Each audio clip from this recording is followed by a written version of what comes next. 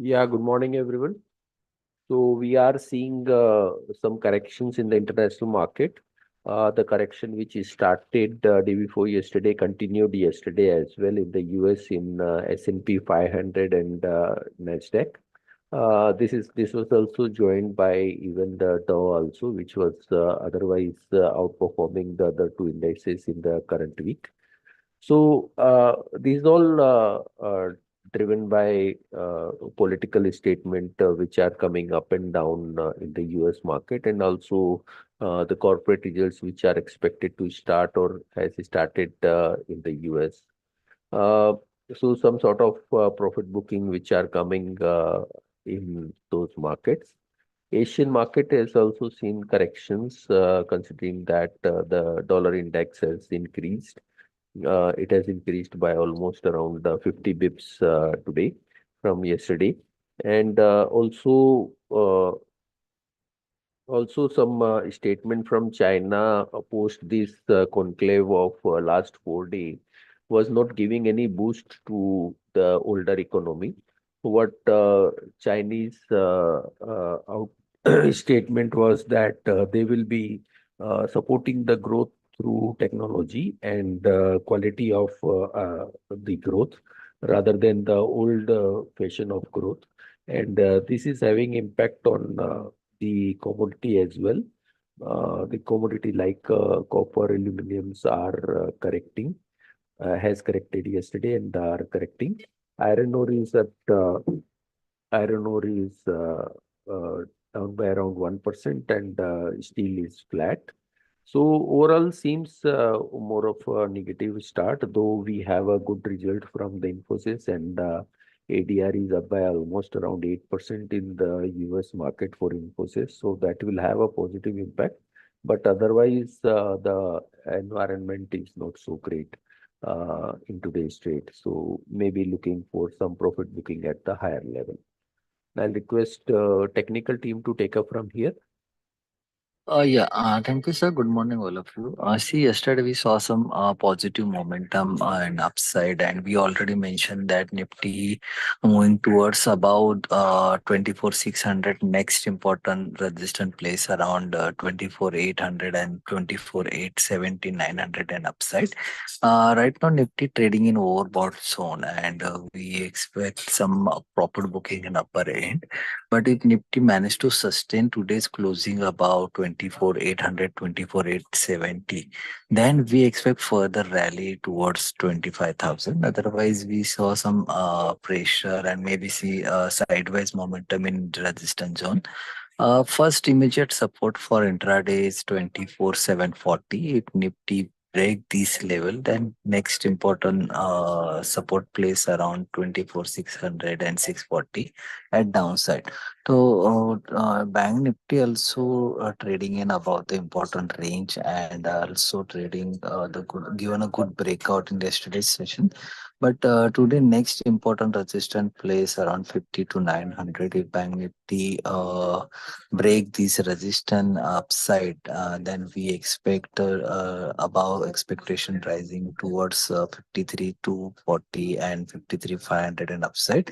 Downside, major support place around 52 370 and 5200 52,000 at downside. And Bank Nifty also looks positive today in daily chart, and Fin Nifty also looks positive. Yesterday we saw some positive momentum and maintained closing above the 23,800, and next majorly resistance place around 23,900. First immediate support around 23,640. All three index trading in upper range when we see some resistance in upside last few trading session.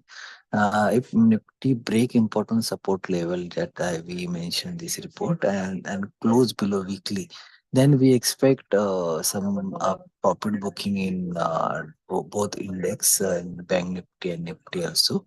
And stock specific, Apollo Hospital looks positive. Bajaj Finserv also given a good rally. Motherson Sumi also given a good rally in yesterday's session with volume breakout. We saw that yesterday. That we expect the momentum to be continued towards 220 in upside and major support place around 198, 96 at downside.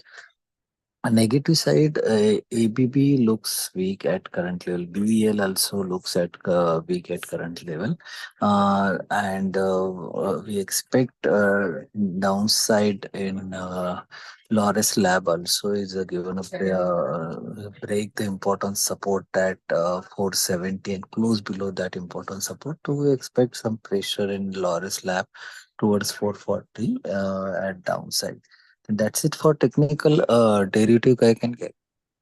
Yeah, thank you, Vikas. On the derivative front, yeah, as sir said, there is a case of some profit booking at the higher levels where if the India VIX is increasing now with the budget announcement, it is likely the VIX increases.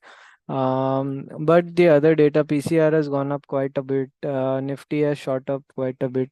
Open interest is moving up as well. So all in all, the data also suggests some sort of exhaustion at the higher levels. Probably we can see 25,000 levels coming in, but that is the resistance zone. Highest call base is seen around that 25,000 levels, and post that we can see some sort of profit booking which can set in for a few days. From the stock specific front, at this point of time, India Cement and especially the whole cement pack is doing well, and we expect them to continue to do well going forward. Good price and open interest breakouts have come in most of the stocks, and we expect further buying. So yeah, India Cement, Ambuja can do well going forward. Even Ultratech, it has its results today, but yeah, overall, they can do well because after a long time there are huge breakouts that have come in. So yeah, look out for the same. Other than that, we are seeing good buying in defensive sectors like pharma and IT. These sectors have seen 2-year consolidation breakouts in most of the stocks, and they are likely to do well. Also, in the last 3-4 months, if you see the rollovers for these stocks, we have seen in during those rollovers, a lot of shorts were closed, and there were a lot of short covering happened. So that is a good sign for these two particular sectors. So most of the stocks in these two sectors should do well going forward. Look out for the same. That's it from my side. Like to ask the fundamental team to take over, please. Good morning. Karur Vysya Bank result was marginally above expectation. Loan growth was decent at 4.5% sequentially, 17% year-on-year.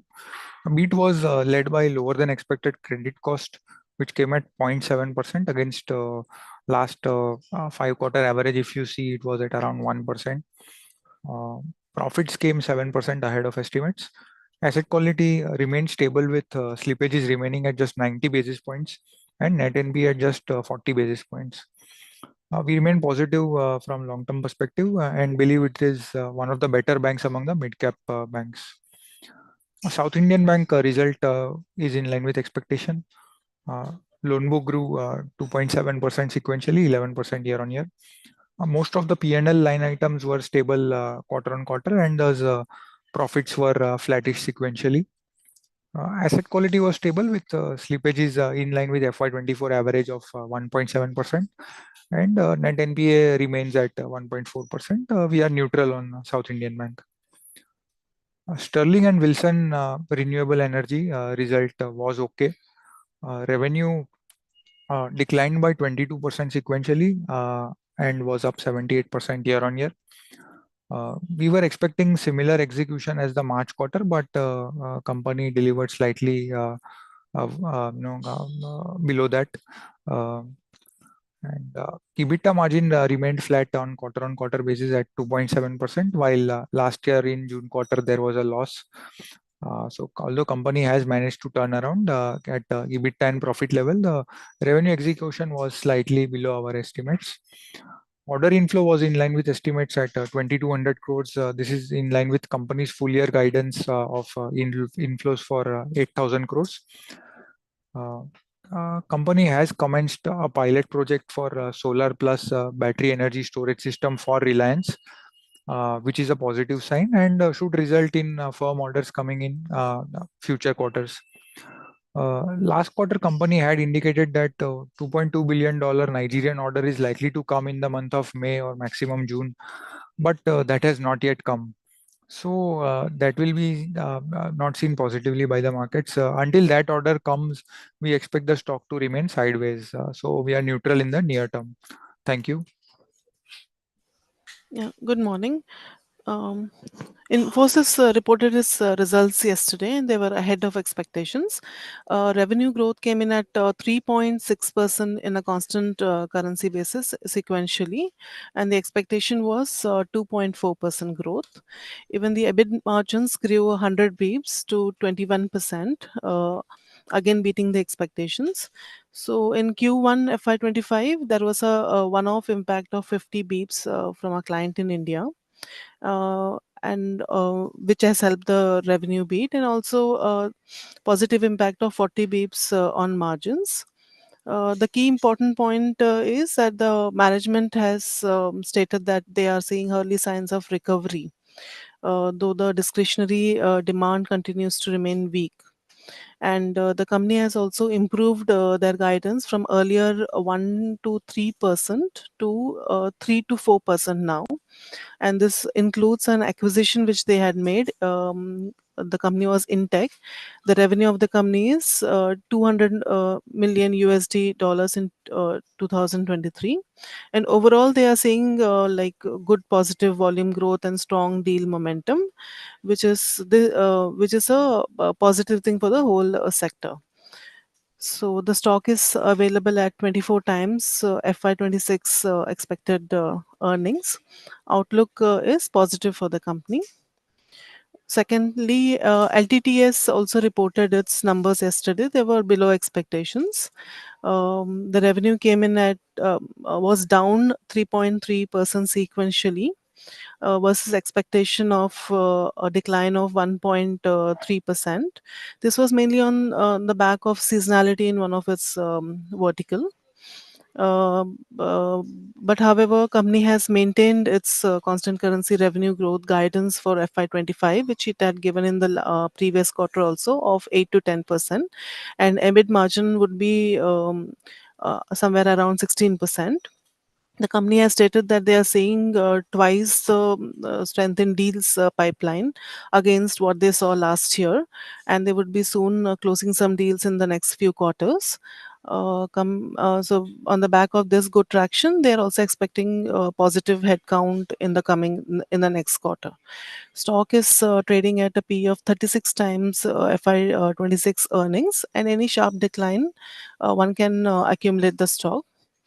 Thirdly, Persistent results also came in yesterday and they were ahead of expectations. The constant currency revenue growth came in at 5.6% versus the expectation of 4.5%. However, EBIT margin came at 14%, below expectation. The expectation was of 14.9%. So this was mainly due to ramping up of multiple projects and some of them going offshore. The management stated that the demand environment continues to remain strong for the company and they plan to optimize its margin by the end of the year. Stock is available at 43 times FY26 expected earnings, and one can accumulate the stock if you see sharp decline. Thank you. Hello, good morning, everyone. Yesterday, two results from the cement pack came. One was Dalmia Bharat. The results for Dalmia Bharat were largely in line with expectations. The volume came at 7.4 million ton versus Q on Q of 8.8 million ton. The decline was mainly on account of subdued demand in the first quarter because of general elections and heat wave. And EBITDA per ton also, it came at 904 versus quarter on quarter 743 rupees. So basically, EBITDA per ton has increased on account of decline in power and fuel cost, which was largely offset by subdued soft cement prices. And overall revenue from operations came at 3,621 crores versus expectation of 3,780 crores. and EBITDA margins came at 18.5% versus expectation of 18.2%. So the stock is trading at 10 point EV at an EV to EBITDA of 10.8 times FY26 EBITDA, and Dalmia Bharat is a leading a low-cost cement producer in the country. And looking at these valuations, our outlook remains positive for this company. Another company, a cement company, came up with the results. The company's name is Sagar Cements, and its volume for the quarter were at 1.28 million ton versus quarter on quarter 1.61 million ton. Lower volumes quarter on quarter were due to the impact of general elections and heat wave, and the EBITDA per ton came at rupees 356 for the quarter versus quarter on quarter 422. Lower EBITDA per ton was primarily on account of lower realizations during the quarter due to subdued cement prices. And EBITDA margins were 8.3%, came at 8.3% versus expectation of 7.7%. The stock is trading at EV to EBITDA of 8.3 times FY26 estimated EBITDA. And looking at the overall situation, our outlook is neutral on this stock. Thank you. Hello everyone, good morning. Central Bank of India posted result yesterday. Result is okay. Advances grew by 13% YOY and declined 1% QOQ. NII grew by 11% YOY and 0.2% QOQ.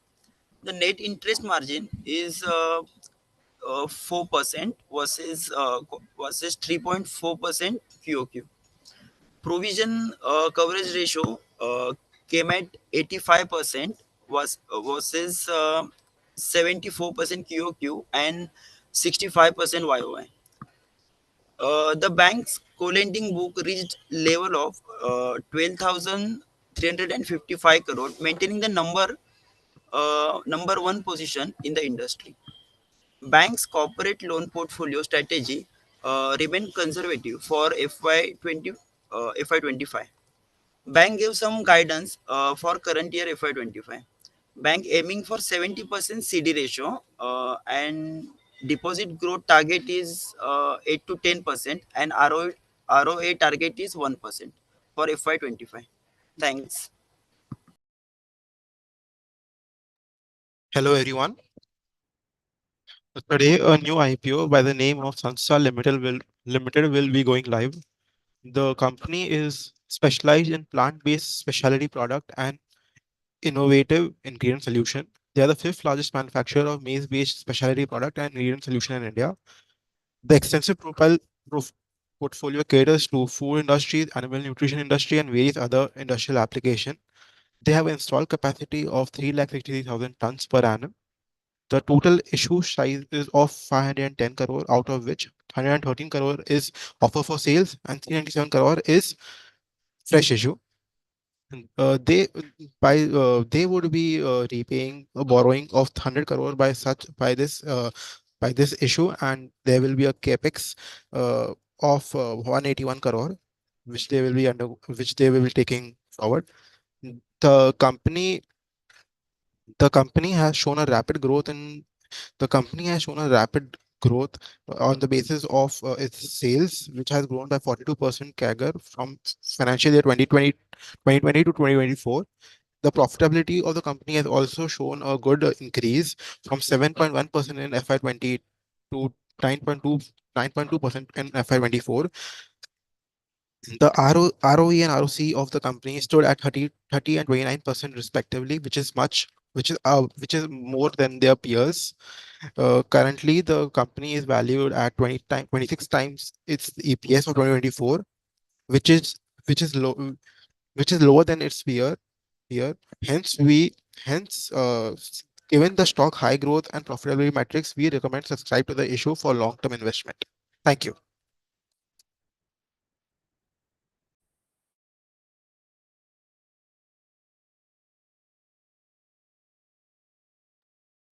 Yeah, that's all from us. I'll request commodity team to take up from here. Yes, sir. Thank you very much. Good morning, everyone. Prices have already opened gap down. Gold we are expecting prices to test 73,400 support area where one can initiate a buy. And a pullback can come till 73,700 to 800 levels on the upside. So whereby profit taking is advisable. Some profit taking is expected on higher end. So one can also initiate a sell around 73,850, 73,900 and maintain a stop loss of 74, 200. Silver, we are expecting prices to test 90,000 on the lower end. So, selling around 91, 91,600 is recommended with a stop loss of 92,300. And on downside, again, 90,000 is the level where we are expecting a support. So one can initiate a buy from 90,000 and maintain a stop loss of 89,200. In copper, prices are continuously drifting down and has closed below the support area of